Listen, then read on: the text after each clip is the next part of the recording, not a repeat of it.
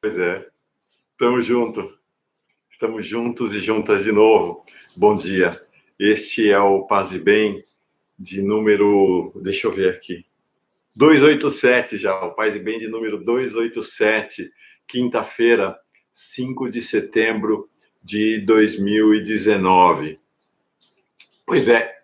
Chove tanto, faz tanto frio aqui em Bertioga que não dá nem para ficar na varanda. A varanda está toda molhada. Não, pera lá. Deixa eu fazer uma coisa aqui. Que essa minha amiga está reclamando. Opa.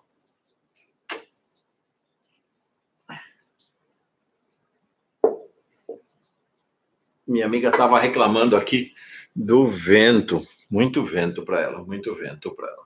Deixa ela ficar aqui quietinha. Vem cá, vem. Vamos ver aqui. Pronto. Nossa amiga Orquídea vai participar, mas aqui desse cantinho. Ela não gosta muito de vento, sabe? Vento e frio, então, desse jeito, não dá. Pois bem, então, faz tanto frio e tanta chuva aqui em Bertioga que a varanda aqui está toda molhada, não deu para fazer o Paz Bem na varanda, vim aqui para dentro. Mas olha, acho que tem tudo a ver, muito simbólico que este Paz e Bem, com o tema que eu preparei para hoje, é um tema que, na verdade, eu tenho preparado no meu coração já faz algum tempo. Então, me parece muito simbólico que ele esteja acontecendo exatamente nessas condições, ainda com chuva, madrugada cerrada. Vamos falar disso. Pois bem, este Paz e Bem está sendo, como todos eles, transmitidos simultaneamente pelo canal Paz e Bem e pela Pós-TV 247. E se você não está inscrita ainda no canal Paz e Bem, a gente está quase com 21 mil inscritos no canal. Inscreva-se. Se tiver possibilidade, torne-se uma assinante solidária do canal Paz e Bem. A gente está querendo desenvolver projetos, fazer novas coisas, construir novas atividades, né, para usar uma palavra que vai ser a palavra do dia, uma das palavras do dia hoje. Então, se tiver possibilidade, condição, em meio a esse tempo de penúria e grande dificuldade, torne-se uma assinante solidária do Paz e Bem. Pois é, o que está acontecendo comigo? E o que está acontecendo comigo em relação, né? O que está acontecendo comigo em relação com você, com toda a nossa comunidade, né? Na medida em que eu vou me maravilhando também com toda a denúncia, anúncio que a gente vê aqui no Paz e Bem, vê no 247, né? Aqui no Paz e Bem, esse curso do presidente Lula, né? O mergulho na história do Brasil, com o professor Pedro Lima Vasconcelos, né? O monge Marcelo Barros, com esse caminhar no chão do povo, né, da espiritualidade do caminho, da espiritualidade andarilha, que ele representa tão bem, esse verdadeiro curso de espiritualidade com o Faustino, que tem sido tão... Nossa, a gente está ficando tão amigo, a gente falou ontem, né, que a gente está tão apaixonado um pelo outro, assim, sem nunca termos nos visto, né? Eu falei no Paz e Bem, tempos atrás, de um filme baseado num livro, Nunca Te Vi, Sempre Te Amei. E aí o presidente Lula pediu para pegar direitinho a recomendação para o pessoal, né, a turma lá, a assessoria dele, conseguiram de fato um DVD do filme para ele assistir, né, colocaram no pendrive para ele assistir. Depois, quando eu soube da Janja, entendi bem, né, da namorada, noiva, mulher dele, na verdade, não são marido e mulher, não são casados ainda, só porque tem uma cadeia entre eles. Quando soube dela, entendi bem, é por isso. Nunca te vi, sempre te amei. É minha relação com o Faustino, a gente anda muito apaixonados, é minha relação com o Pedro, paixão é legal, é uma paixão, cabe todo mundo, né? Essa paixão com você, com todo mundo. Eu fico muito maravilhado mesmo, muito grato por tudo isso. Pois bem, então acho que é resultado dessas interações todas, né? Do trabalho de editor do 247, enfim, do cotidiano, da vida, que eu tenho construído esse Paz de Bem hoje. É um tema que demanda uma sensibilidade muito aguda para pressentir o tempo que vem, né? Uma capacidade de profecia e sutileza que eu quero dizer para vocês, está muito acima da minha capacidade, mas está crescendo no meu coração, né? Está crescendo no meu coração e eu espero conseguir tratar isso com respeito e delicadeza hoje, tá? E a gente vai fazer esse caminho juntos nos próximos minutos. Qual é a questão que se coloca para mim? A gente tem claramente, não claramente, nada é tão claro, né? Mas a gente tem uma espiritualidade de resistência. E existe uma espiritualidade de construção.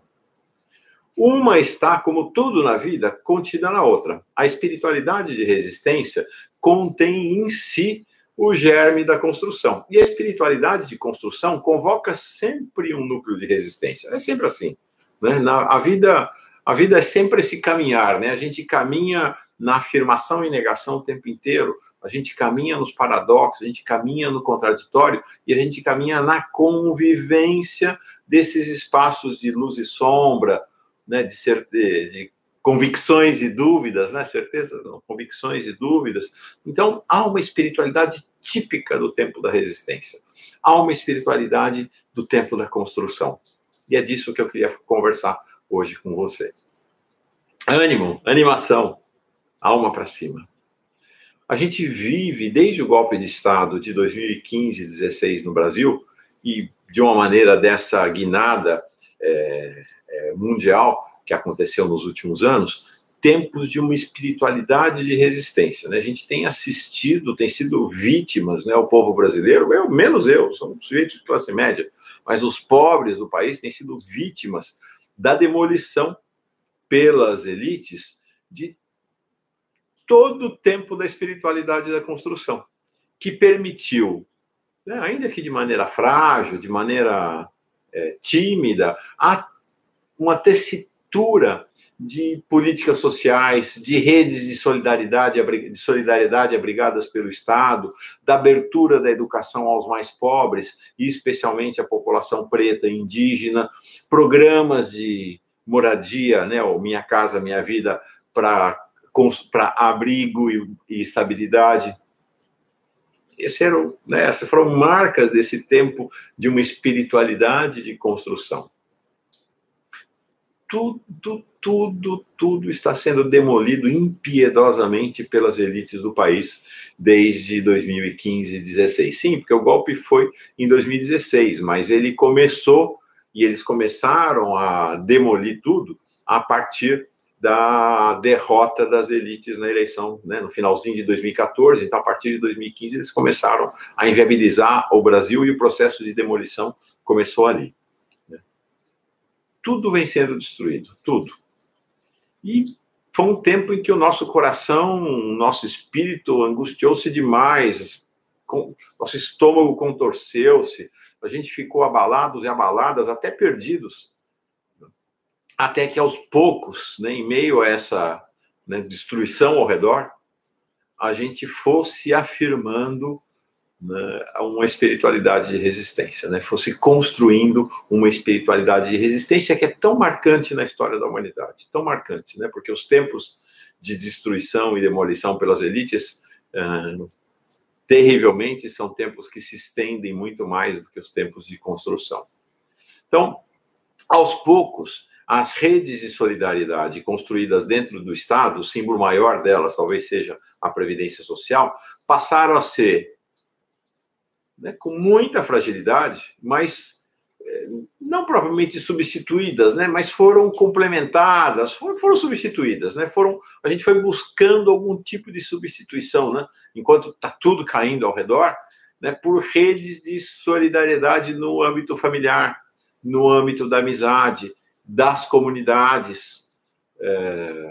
Não que elas não existissem antes, essas redes informais, essas redes, né, do coração, sempre existiram, mas elas passaram a ser o sustentáculo no momento em que as redes de solidariedade públicas passaram a ser detonadas, né? A gente passou a buscar abrigos, ainda que improvisados, algum tipo de proteção, afeto, solidariedade, né? Isso, né, passou a campear no mundo dos pobres. Eu lembro, eu vivi como ministro da Palavra e da Eucaristia lá na favela de Paraisópolis. O início desse tempo de demolição é isso, né? As igrejas, né, tanto a católica quanto o pessoal das igrejas pentecostais e neopentecostais, aquela arrecadação de cesta de alimentação, um bazar com preços absolutamente irrisórios, em geral gratuitos, de roupa, essa tessitura que foi se constituindo das redes de solidariedade informais no meio do povo, né? Quem perde a casa vai morar na casa do parente, na casa da sogra, do sogro, do pai, da mãe, do primo, do tio, do amigo. Então, exatamente essa rede de afetos e solidariedade no cotidiano da vida. Acho que talvez a frase mais...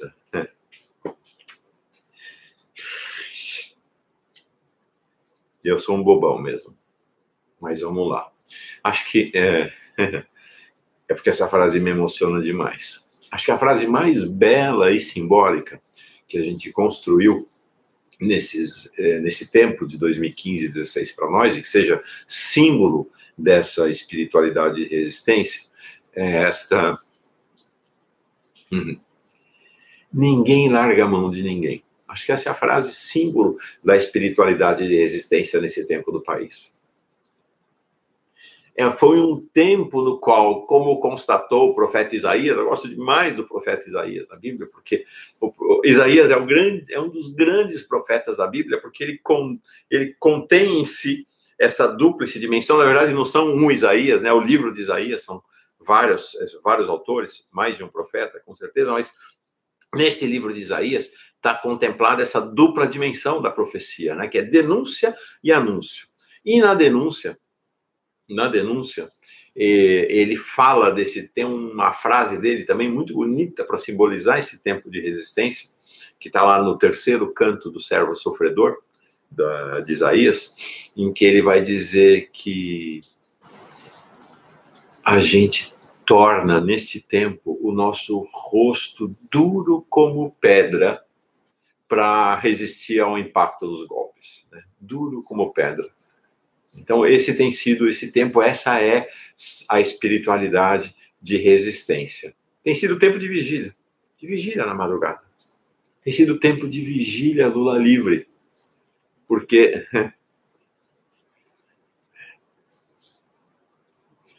nosso líder está preso. Então, ninguém larga a mão de ninguém. Todo mundo de vigília nesse tempo. E a gente chegou ao auge da ignomínia, da vergonha. Nem sequer um general.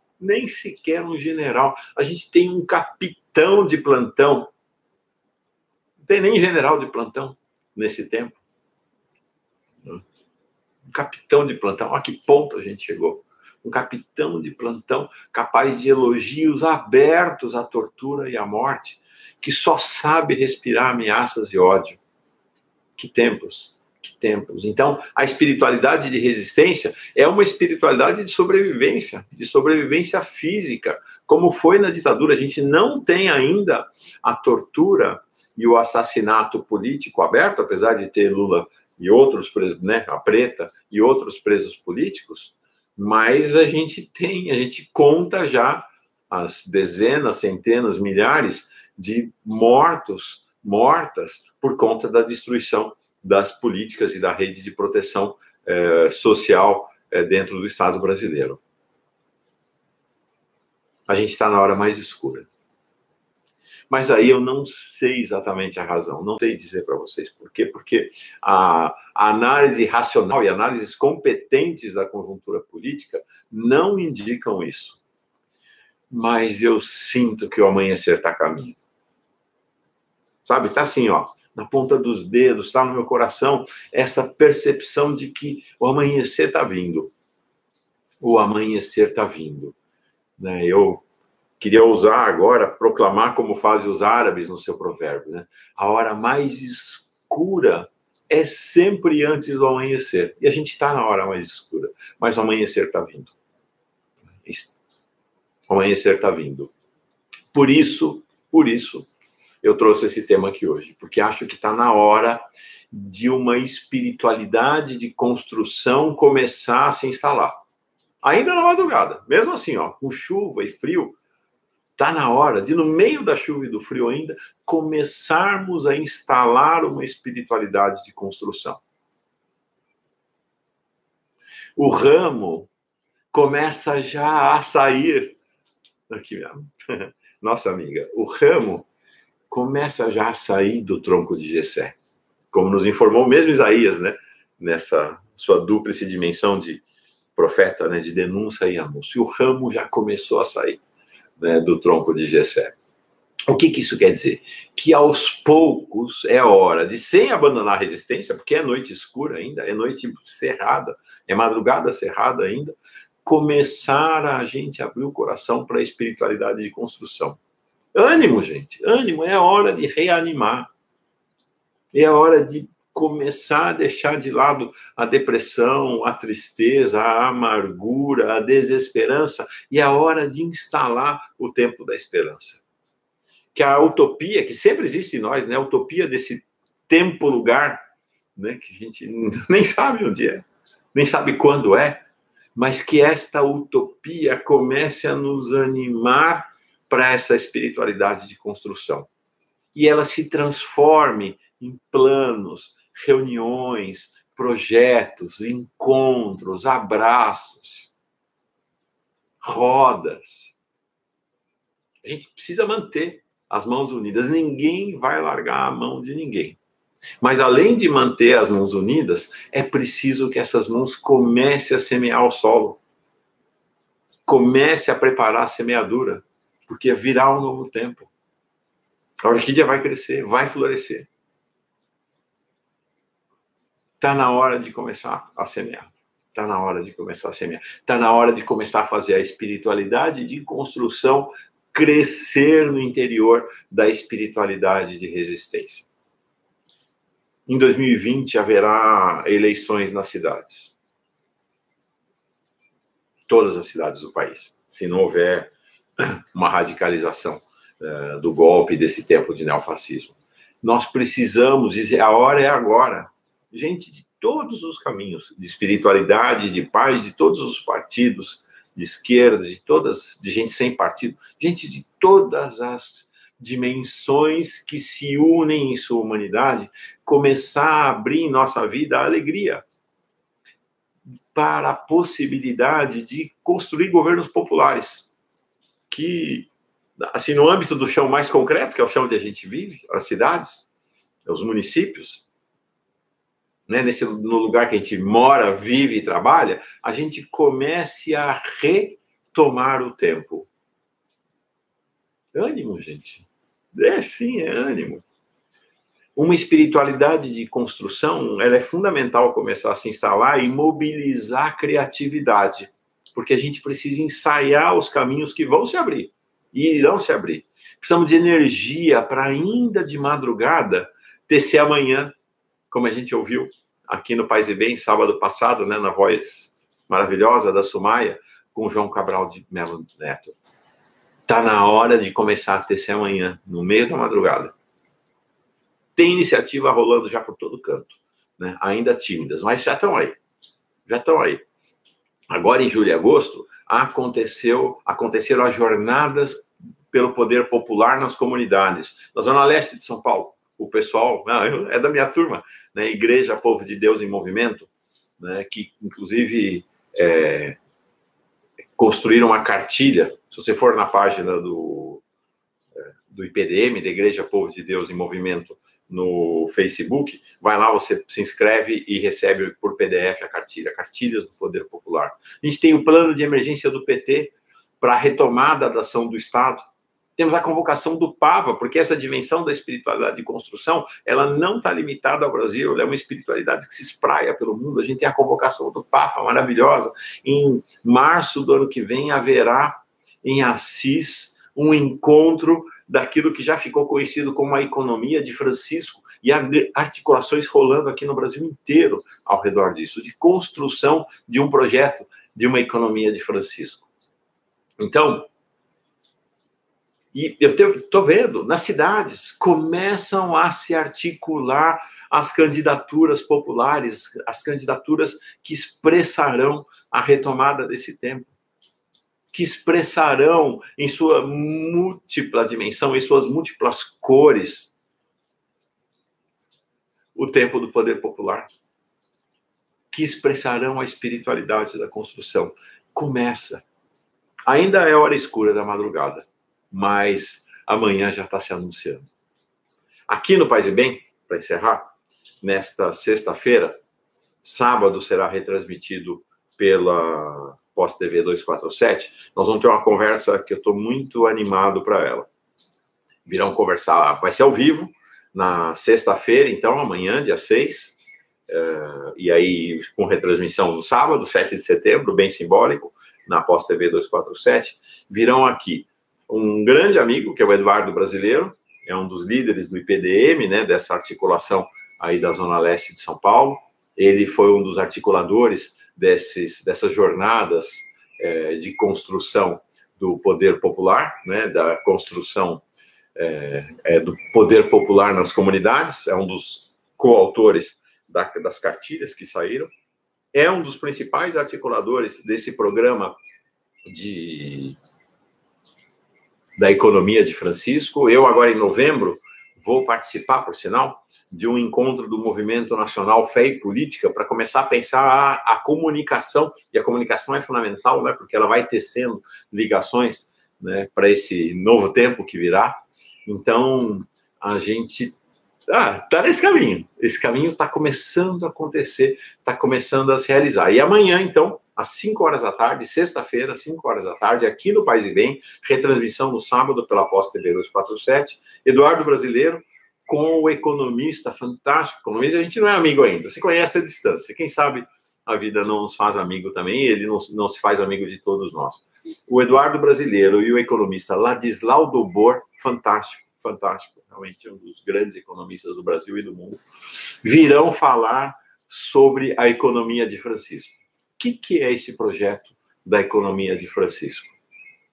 Portanto, teremos um encontro nessa sexta-feira aqui no Paz e Bem sobre a espiritualidade de construção que começa a brotar nesse tempo da espiritualidade de resistência. Então, é isso. É isso.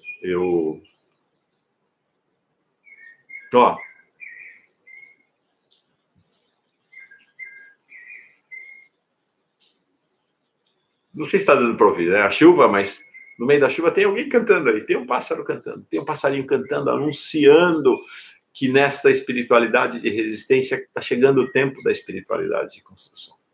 Que a gente se anime uns aos outros. Que essa mão dada, então, como eu falei, que essa mão dada, né, que ninguém largando a mão de ninguém, mas a gente fica com a mão dada, mas ao mesmo tempo vamos ficar muito juntos fazendo a semeadura do novo tempo. Vem o novo tempo, gente. Vem o novo tempo.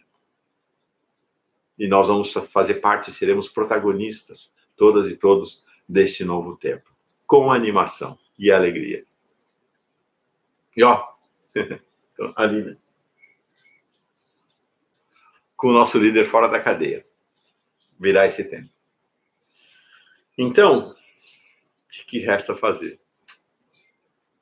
Chega de falar e vamos constatar, né? Vamos abrir espaço para a espiritualidade de construção, começar a se instalar, a se tornar amiga da espiritualidade de resistência e a crescer no interior da espiritualidade de resistência no nosso coração. Tá bom? Vamos fazer assim. Então, espinha ereta, coração tranquilo, alegria serena, paz, respiração profunda para a gente, né, ter paz, respiração. Paz é respiração, comunicação é respiração, tudo é respiração. Então, respiração profunda, olhos fechados, um mantra na cabeça, escolha o seu mantra. Né? Escolha o seu mantra. Repita mentalmente uma palavra para que o espaço do silêncio, da paz, da construção e da resistência se façam em nós. Vou fechar meus olhos, fecha os seus e vamos.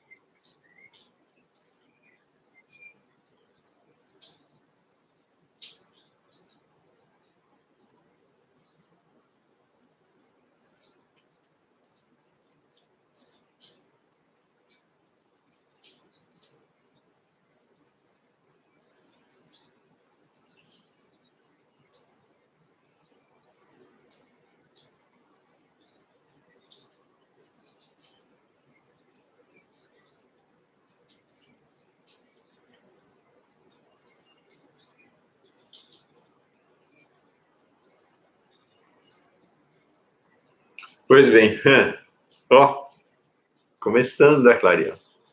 Passarada cantando, Lula dançando aqui, nos abençoando, Lula e Marielle, né, os dois abençoando nossa conversa. Nós resistimos juntos, juntas. Nós vamos construir, nós vamos reconstruir juntos e juntas também. Paz e bem, gente. Paz e bem.